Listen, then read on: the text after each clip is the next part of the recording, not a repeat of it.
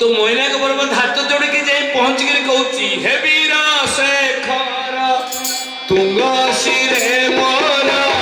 करी अंगीकार छोड़े बस हे वीर शेखर तुंग शिरे मोर करी अंगीकार छोड़े अतिथि प्रवर बिहि समाग करी सतकार हे वीर शेखर तुंग शिरे मोर करी अंगीकार छोड़े मने बगलुते वीरबिंदु बुरपुंग हे रघुनाथ राम दूत महावीर हनुमान टिके मो पधा ऊपर पाद रखी दियो जल निधि रघुपति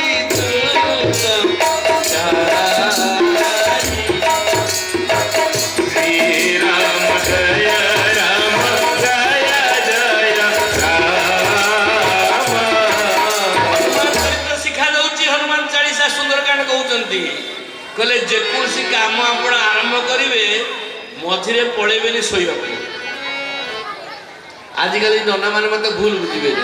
काली गोटे पूजा को जाइथिले गोटे कार्यक्रम जाइथिले हम गाँ पाखे से नना खाली कलश बसई देला गला टी चा भापी घंटे पर आसला कलश बसई सारा होम सजाड़ देला पुणी घंटे पर आसला किंतु हनुमान चालीसा कहते जपत निरंतर हनुमत बीरा जो कौन कार्य आरंभ कर समापन करके विराम कर मझे 3 थर 4 थर विश्राम कले पान खाइले बिड़ी टाणिले से पूजा पूजा नुहे तो हनुमान जी कहते मते मु विश्राम नेबी नहीं हनुमान ते ही परसा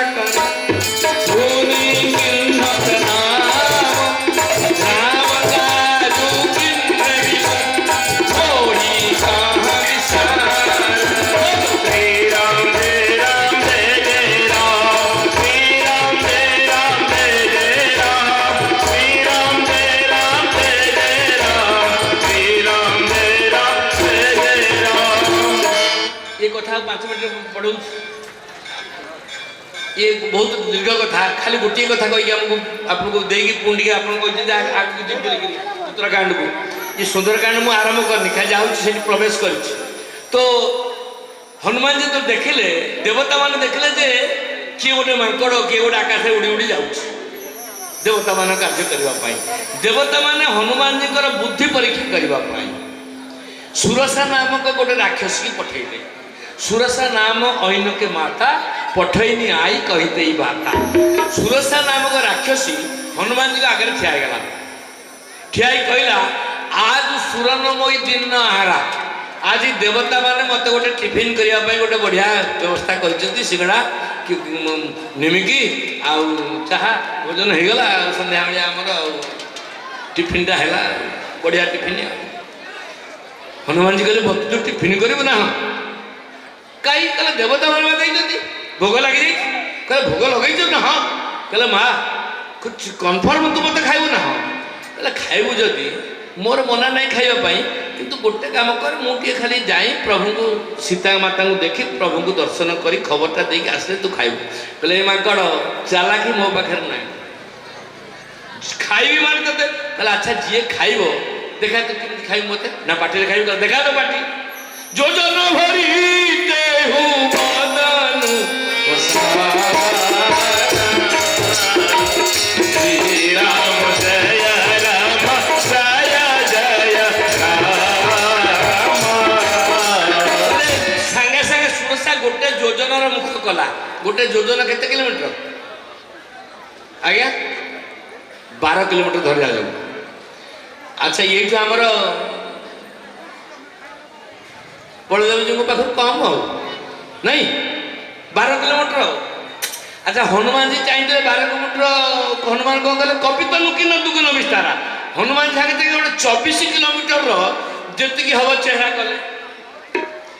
तो देखु जस जस सुरसा बदन बढ़ावा तासु दून कपि रूप दिखावा अर्थात सुरसा जदि 50 किलोमीटर गला हनुमान 100 किलोमीटर गले सुरसा 200 गला हनुमान जी 400 गले सुरसा 1000 गला हनुमान जी 10,000 गले बढ़ी बढ़ी चलिए जस जस सुरसा बदन बढ़ावा तासु दून कपि रूप देखावा तो सुरसा कहला 10 15 20 कौन कहबी 7 योजन से आनन किन्ना 100 ×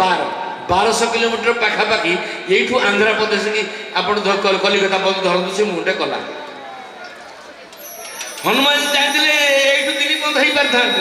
हनुमान जी कौन कले अति लघु रूप पवन सुत राम जय राम जय जय राम बदन पैठी मुनि बाहेर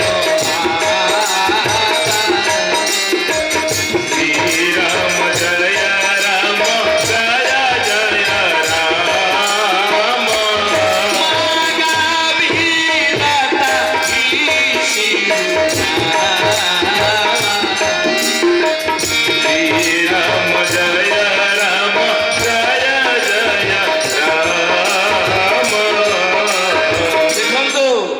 जेते जेते मुख सुरसा कला हनुमान जी 2 गुण कले जेते 100 योजन मुख कला हनुमान जी 200 कले लो मा अति लघु रूप छोटिया रूप धारण करी ता पाटी भीतर पसी पदा पड़े कहले माँ जन को भोजन करने मुखरे करवा दरकार आ मु तो मुखरे पशिकी पदा को बाहरी सारे तेणुक संसार भितर घर करते विपत्ति आसव कथा आसव तेणु सुंदरकांड कहूँ विपत्ति आसिले आपण हनुमान होती आपंकर अनुमान आपंकर मन आपण विपत्ति आसिले मन बड़टा को 2 गुण कर दिखाँ है नई बड़ी कौन कि जिते विपत्ति आप भांगी दिवे तार आप फेल हो जिते बड़ विपत्ति आसू आप कहे मु मुकाबिला करी अर्थ आप मुकाबिला करेंगे से रोग हो शोक हो बात्या हो बन्या हो जिते बड़ विपत्ति आसू मनटा को केवे दुर्बल करेंगे बोलसिया हो रामचंद्र जय मनोबल जब दृढ़ रहा प्रत्येक कार्य निश्चय सक्सेस हो शरीर बल न पाई पारे मनोबलटा को दृढ़ करने पड़े तो हनुमान जी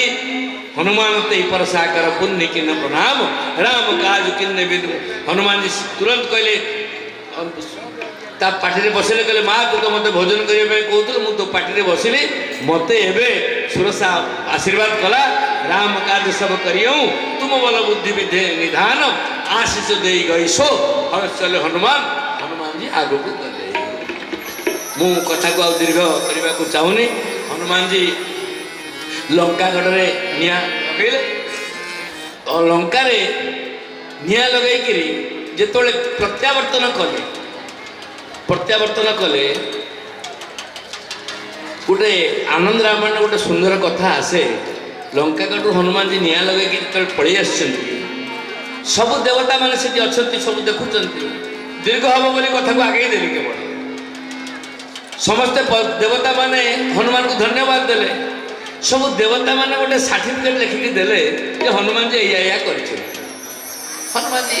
सेपटू गले आउ कथा को क्षुद्र कर दूची रघुनाथ रामचंद्र पाखे पहुँचिकी पचारे हनुमान जी पचारे कहले हनुमान कौन है ना आज्ञा लंकार निया लगी गला कहले किए लगेला कहले प्रभु कौन जड़े लगे मुझे ना आपको कह कहले किए मु तो तुमको केवल पठेली लंका को जीव सीता माता का खबर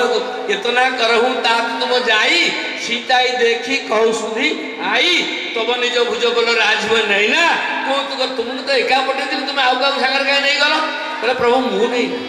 सी जानी कहले लंका को आउ किए गला तुम सागर कहले 5 जन लिखिकी रख किए किए जाए 5 जन कहले प्रभु 5 जन निया लगे आपण जदि दंड देवे 5 जन दिवत मत एका कहीं देवे मु एका नहीं कहले के जन कहले सो सब तब प्रताप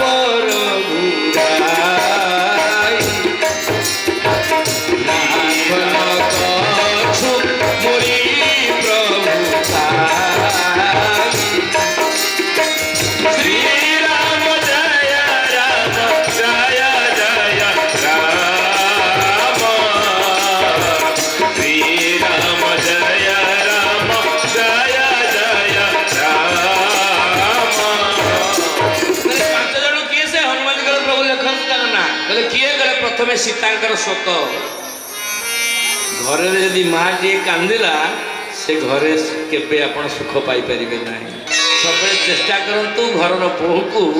ସବୁବେଳେ ଆଖିରେ ଲୁହ ନ ଦେବାକୁ ଚେଷ୍ଟା କରନ୍ତୁ। ଘରେ ଯଦି ବୋହୂର ଆଖିରେ ଲୁହ ବାହାରିଲା, ଝିଅର ଆଖିରେ ଲୁହ ବାହାରିଲା, ସେ ଘର କେବେ ସୁଖରେ ଶାନ୍ତିରେ ଚାଲିପାରିବନି। ହନୁମାନଜୀ କହୁଛନ୍ତି ମା ପ୍ରଥମେ ସୀତା ଯେଉଁ ଲଙ୍କାରେ ଶୋକ କଲେ ସେ ହେଉଛନ୍ତି ପ୍ରଥମ କାରଣ ଯେଉଁଥିପାଇଁ ଲଙ୍କାରେ ନିଆଁ ଲାଗେ। ଦ୍ୱିତୀୟ ହେଉଛି ବିଭୀଷଣଙ୍କର ରାମ ରାମ ଜପ। ଯଦି ଘରେ ପରିବାର ଭିତରେ 10 ଜଣ ଭିତରେ ଜଣେ ବି ଅଛି ଠାକୁର ପୂଜା କରୁଛି, ପ୍ରାତଃ ସ୍ନାନ କରୁଛି, ତୁଳସୀରେ ପାଣି ଦଉଛି, ସନ୍ଧ୍ୟା ଦୀପ ଲଗାଉଛି, ଜପ କରୁଛି, ତାହେଲେ ଜାଣିଥା ସେ ଘର ଉଦ୍ଧାର କରିବା ପାଇଁ ସେ ହିଁ ଗୋଟିଏ ଜଣିଏ ଲୋକ ସମସ୍ତେ ହେବାକୁ ଦରକାର। କହିଲେ ପ୍ରଥମେ ସୀତାଙ୍କର ଶୋକ, ଦ୍ୱିତୀୟରେ ବିଭୀଷଣ ଜପ। କହିଲେ ତୃତୀୟରେ ହେଉଛି ରାବଣର ପାପ। ପ୍ରତ୍ୟେକ ପରିବାରରେ ଗୋଟେ ପାପୀ ଅଛି, ସବୁ ବିଭ୍ରାଟ କରୁଛି ପ୍ରତ୍ୟେକ ପରିବାର।